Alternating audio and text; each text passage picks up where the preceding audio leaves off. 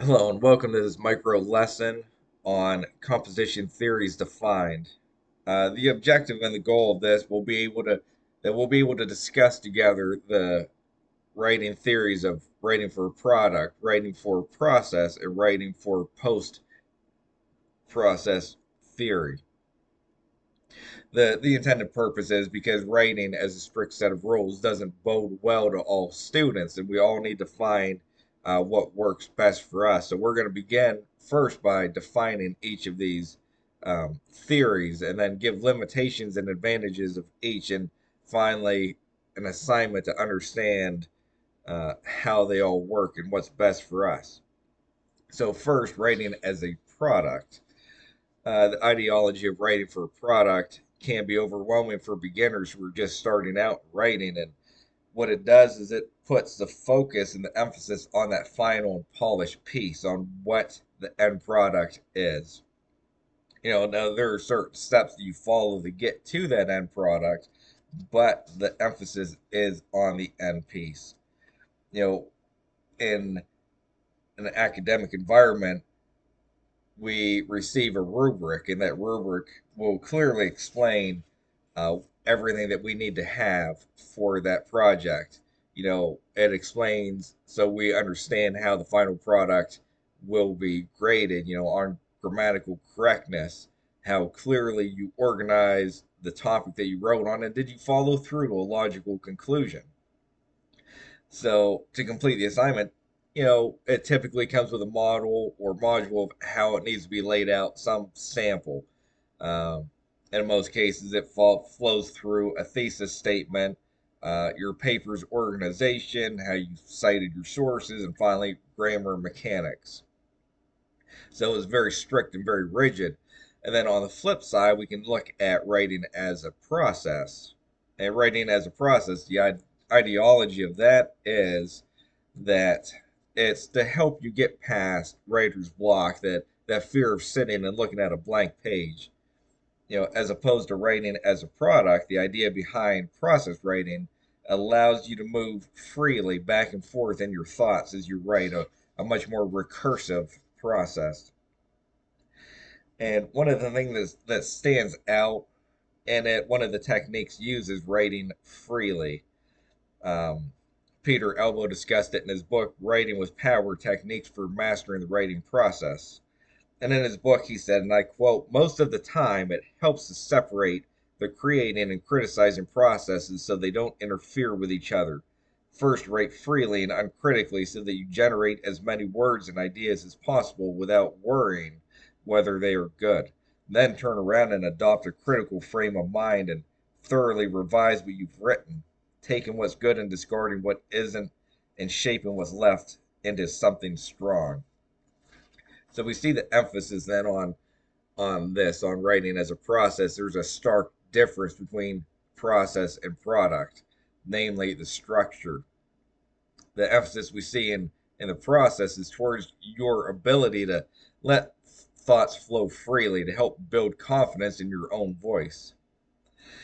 And that's something that we see a writer's block, a roadblock to many, is that inability to write openly. Clark refers this as to have the fear of taking risks, that something that's instilled in us from an early age, while we're young in elementary school and high school, that we're taught and it's instilled in us to give a correct answer, and sometimes scolded or punished if it's incorrect, that we need to focus on giving the answer that is required. And this prevents us then from taking risks, that we lose our appetite for chaos. This then leads us, it'll focus on being safe, that it then prematurely judges our own ideas, and will disregard our new ideas and forgo new and exciting thoughts, to play it safe, to be accepted by other writers or by society. So this can be a very troubling thought, and free writing, to write for ourselves, definitely helps get past that. Utilizing the concept of writing freely, you can put your thoughts down on paper quickly with complete and total disregard to form or structure. This can be a beneficial practice to help you grow and expand as a writer. Take those risks that you may not otherwise take. Now, if we look at both of them compared together, some of the advantages, though, that we do see of the writing for product, it helps you gain vital experience in writing for academic endeavors. That the product helps you focus on your grammar and your organization, your mechanics. The method gives you a more structured standard to follow when it comes to guiding you in the areas to cover any required, any requirements for the final and polished piece. And when we look at process, the advantages of it is, namely freedom and creativity. This creativity can be beneficial in generating new ideas to help you, in the prevention of writer's block. It'll also help you with reducing anxiety when it comes to writing if you have this difficulty, as many do, in writing in a linear fashion from start to finish. If you like to bounce back and forth between thoughts, the method, a process gives the ability to do this continuous revising as you write. Now, with that being said, they both also obviously come with their own limitations. The main one and the limitation of writing for product that is so structured, everything's emphasized on organizing. It does, however, limit your creativity. It does this by putting a focus onto the finished product. And with that heavy focus, it'll then stifle your unique voice in writing. And when we look at process, it's almost the complete opposite. It encourages that uniqueness and that creativity, but it becomes time consuming when you write. This freedom to bounce back and forth, you don't get that structure to follow, you don't get that definitive outline to follow. So what we must do then for your growth, for your abilities, really find the most practical route and come to a balance between the two. Take take pieces of each to get that polished final product without limiting yourself creatively on your path to writing. Take the risks and show the creativity to generate these fantastic ideas that you have while staying structured and on track to get to that piece in a timely manner. Also, I'd like to briefly discuss post-process theory. And post-process theory is not throwing process theory out the window altogether, but more of an adaptation of process theory.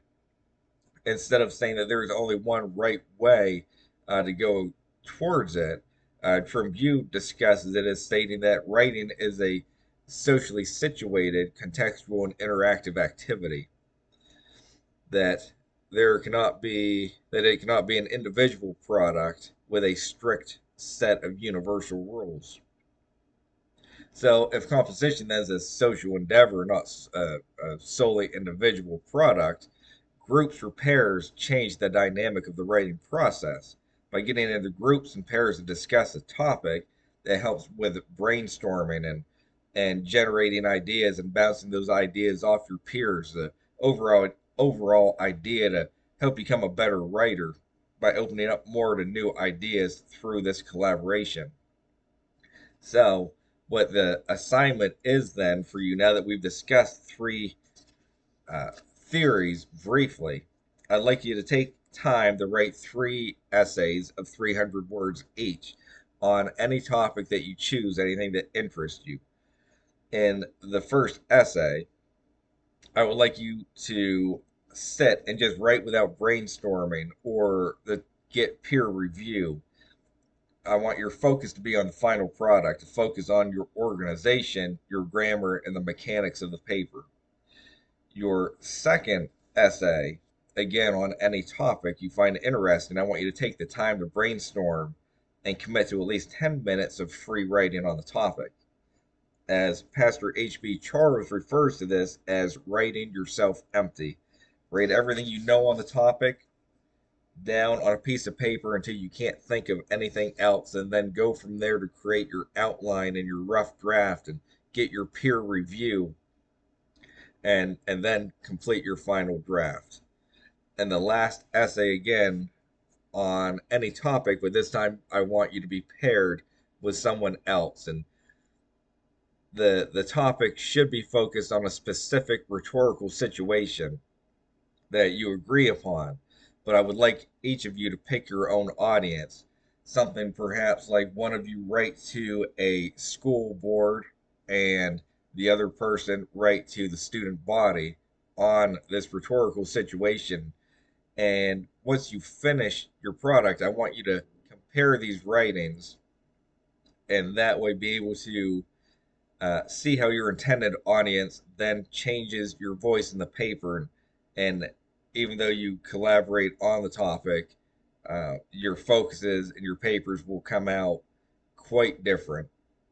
And I think that will help you understand better the idea of audience and to consider your audience in your writing. So, by doing these exercises, my hope that you find a method that best fits you and your style. It may be fun that you find a mix of methods that work best for you, and that's fantastic. The purpose of this lesson is to strengthen you as a writer and to help you grow and expand.